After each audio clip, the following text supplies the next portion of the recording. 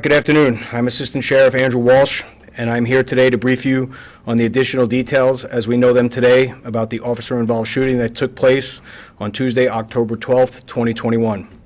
This is officer-involved shooting number 8 for 2021. It's fatal event number 5. At the same time last year, we had 16 officer-involved shootings, 8 of which were fatal. This event was initiated by an assault and battery with a firearm at 09:33 hours on October 12, 2021. The address of the original call was in the 5600 block of East Lake Mead. The officer-involved shooting occurred near the intersection of Sloan Lane and East Charleston Boulevard, Las Vegas, Nevada, 89156, which is located in the Southeast Area Command, and you can see that area depicted on the map on the screen to my left. The involved officer in this incident is Officer Ramon Highstand.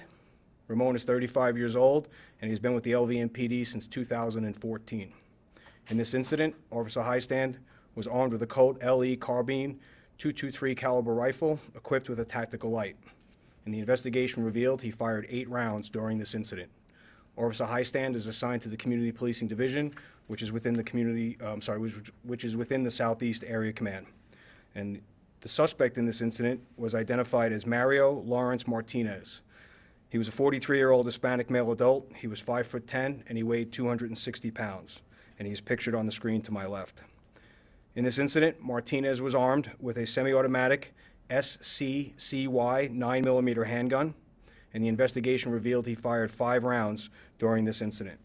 2 of those rounds were fired while Martinez was kidnapping the victim from her apartment, and the rest of the rounds were fired at the officer-involved shooting scene. Had Martinez survived, he would have been charged with kidnapping with a deadly weapon, attempted murder, 5 counts of attempted murder on a police officer, home invasion, burglary with a firearm, and shooting into an occupied structure. And the details of the officer-involved shooting are as follows. On Tuesday, October 12th, 2021, the LVMPD Dispatch Center received a call from a citizen reporting a shooting in a 4-plex apartment building located in the 5600 block of East Lake Mead Boulevard. The caller also stated that the shooting was related to a domestic violence incident. Officers arrived and contacted a man in front of the apartments. The man explained to the officers that this apartment is where he and his girlfriend live, and he went on to explain how his girlfriend's ex-boyfriend, Mario Lawrence Martinez, had been harassing them. He told officers that Martinez came over and fired shots before kicking in the front door of the apartment.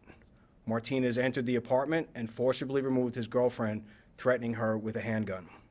Martinez attempted to leave the area using the female victim's vehicle. However, her vehicle had a dead battery. Martinez then forced the victim to walk with him away from the apartment building.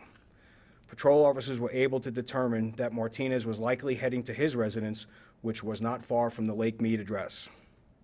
A description of Martinez and the victim was broadcast to all officers in the area. At approximately 10:50 a.m., patrol officers saw Martinez and the victim walking in the area of Charleston Boulevard and Sloan Lane. Officers tried to get Martinez to release the victim and asked him to surrender. Martinez failed to comply with the officers' commands and began moving away while holding the victim at gunpoint and walked into a busy shopping center parking lot.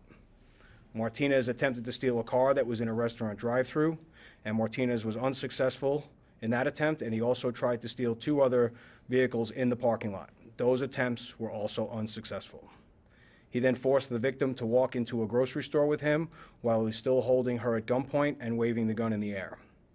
Martinez made his way through the grocery store and eventually exited the store into the rear alley. Throughout Martinez's movements, officers followed and were in close proximity to him and the victim.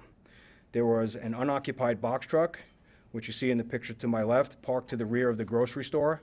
Martinez shot out the window of that vehicle, and he attempted to steal it and attempted to force the victim into it. He was unable to start the truck and forced the victim to walk with him westbound in the alley towards Sloan Lane. While all this was happening, responding officers were setting up containment around the shopping center, and as Martinez was making his way westbound towards Sloan, a team of officers was already posted in the alley, which included Officer Ramon Highstand. As Martinez reached the sidewalk on the east side of Sloan Lane, he pointed his firearm at officers. The victim then took this opportunity to break away from Martinez, and Officer Highstand then fired his rifle at Martinez, striking him, causing him to fall to the ground. When Martinez fell to the ground, he began firing shots from his handgun toward the officers. Officer Highstand returned fire, and then Martinez stopped shooting. Officers moved in to render aid. However, Martinez was pronounced deceased at the scene by medical personnel. And now we're going to show you some body-worn camera footage, and we're also going to show you some surveillance footage that we've recovered so far from this event. So this is video from the fast food drive-thru. You can see Martinez wearing the blue shirt, and there's the victim standing behind him as he attempts to gain entry into that vehicle while holding the gun.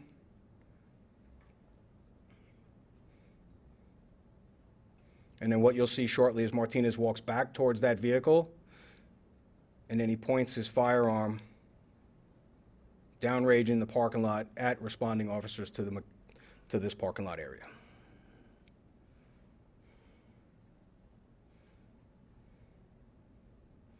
So you can see it's a crowded parking lot, suspect forcibly holding the victim.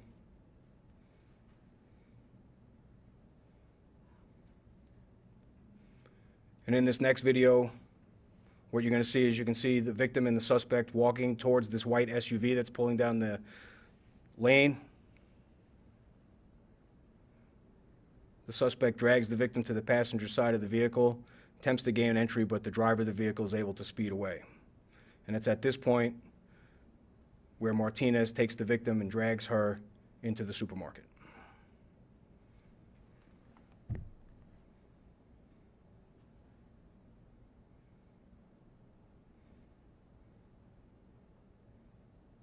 So the next segment of this, you'll see the suspect and the victim enter the store. You can see the firearm.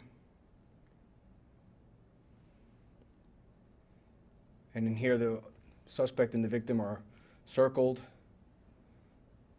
And you see an officer using shopping carts to block the exit.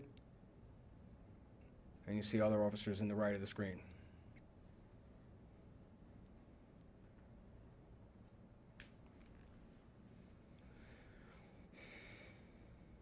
And then this is after the suspect was unsuccessful in stealing the box truck. He's going to come walking into view here in a second. And you can see how he's holding the victim at gunpoint, using her as a shield.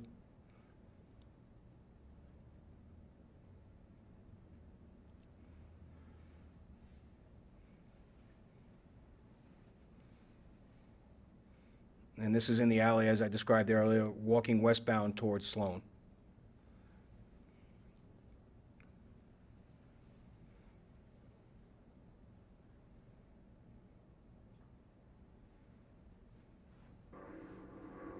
Hey, if I get a clean shot, I'm gonna take it, okay? And this is body-worn camera footage from Officer Highstand. So the area you want to pay attention to is along the wall. You'll get a glimpse of the suspect and the victim. Stop.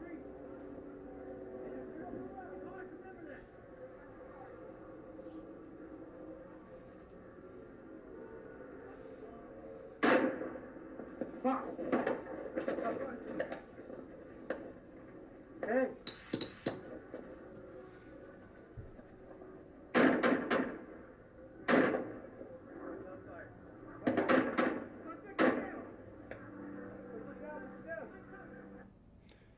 And this video that you're going to see now is from the air unit. So again, walking westbound in the alley.